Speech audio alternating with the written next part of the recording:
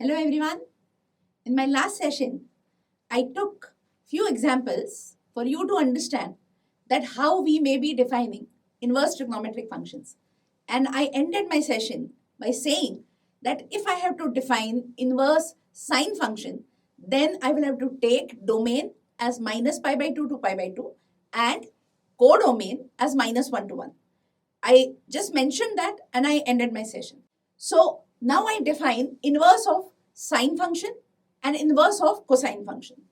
Now let us start with inverse of sine function that I have written as inverse sine function.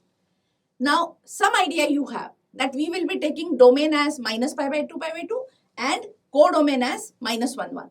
Fine. So my sine function is minus pi by 2 to pi by 2 to minus 1 1, and it is surely a bijective function which we have already seen in last session.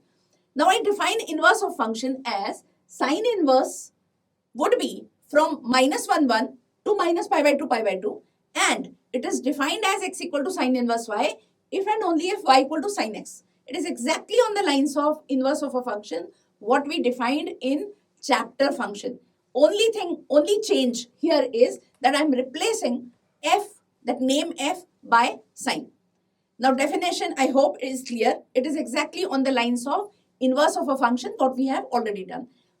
Only thing what you need to understand is corresponding domain and range. So what is domain? Domain is minus 1 1. And what is range? Mind you please, since it's a bijective function, range and codomain both are same. And it is minus pi by 2 to pi by 2. Now so much I have spoken about inverse of a sine function. Now I'm sure you all must be thinking that how come we have not yet drawn graph? Yes, we will draw the graph. I have deliberately drawn here graph where y equal to sine x and y equal to sine inverse x. Both the functions I have drawn on the same set of axes. Recall what we have done in inverse of function. Remember what we had done there? That we draw a graph of y equal to fx, then we draw line y equal to x, and we take its reflection, means image, in line y equal to x to get inverse functions graph. Exactly same thing I have done here. I have drawn graph of y equal to sine x over minus pi by 2 to pi by 2.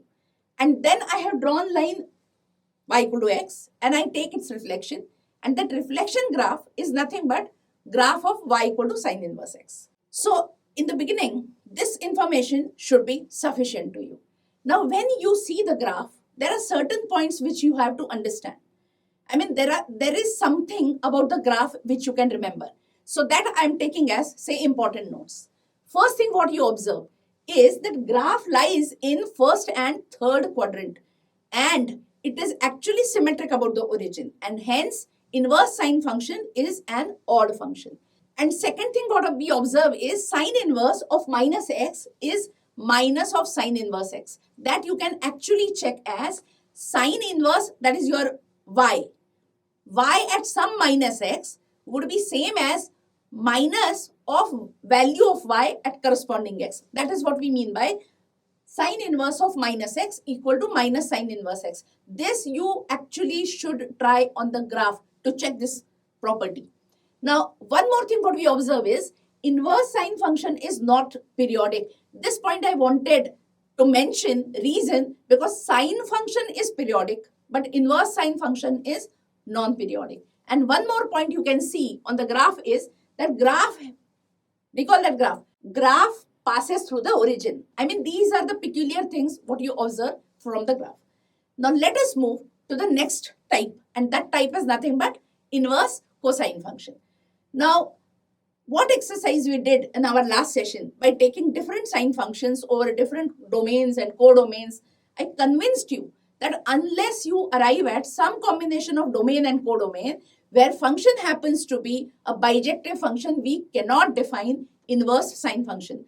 Now, I do not want to extend this session also again in the same direction, but I will assume here that you yourself can check that exercise and decide that what combination of domain and codomain will take you towards the bijective function, and hence we should be in position to define inverse cosine function. So here what I take is cos function, its domain as 0 to pi closed interval. It is defined from that domain to codomain as minus 1 1. I have made sure that function is bijective function, and hence now I can define its inverse. exactly like previous one, we define inverse cosine function as cos inverse from -1, 1 to 0 to pi is defined as x equal to cos inverse y if and only if y equal to cos x. That last line, x equal to cos inverse y if and only if y equal to cos x, reminds you of x equal to f inverse y if and only if y equal to fx. What I have done? I have changed name f to cos. Then everything looks in place. Just some time back, I mentioned you need to take your attention to what? Domain and codomain. Since it's bijective function, you can say range also. So immediate thing what comes to your mind is I must know what is domain of cos inverse. Please remember these terms. Domain of cos inverse -1 to 1 and range of cos inverse is 0 to pi. Means value of the function would always be between 0 and pi. Mind you, please, inclusive 0 and inclusive pi. Now, so much I have spoken again about inverse cosine function. Don't you think it's high time that we should draw graph? Fine. Again, like previous thing, exactly on the same lines. What I do here is I draw first graph of y equal to cos x. Then I draw line y equal to x. And then I take its reflection. That reflection graph would be graph of y equal to cos inverse x. So you have seen graph of cos inverse x now. Now, before I start mentioning important notes about it, can you observe yourself that what is happening there about y equal to cos inverse x I am saying? Does it pass through origin? No. Now, is it a graph of an even function or odd function? Do you know how to check that? I hope you remember. If graph is symmetric about origin, we said it is graph of an odd function. And for even function, what had we taken? Graph has to be symmetric about the y-axis. Can you see that happening here? I cannot see that happening. Graph is neither symmetric about origin nor it is symmetric about y-axis. So function looks like, I'm talking about y equal to cos inverse x. It looks like that it is neither even nor odd. What else you can see? That is it a periodic function? No. I mean, these are the things what you have to see. Does it pass through origin? No. So we will make a note of all those things, those important things what you observe here on the graph.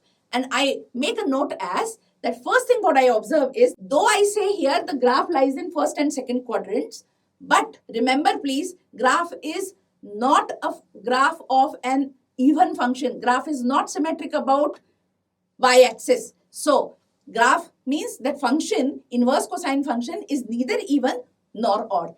Third thing what I said, recall, inverse cosine function didn't look like a periodic function because it didn't keep the same behavior after a particular interval. And one more thing I observe is the graph does not pass through origin. I mean, these are the simple things what you have to remember. First is definition. Second, domain and range. Third, how do we draw graph? And important notes. Now, every point what we discussed here was important. Please take note of everything and then we will meet in the next session. Till then, stay tuned. Thank you.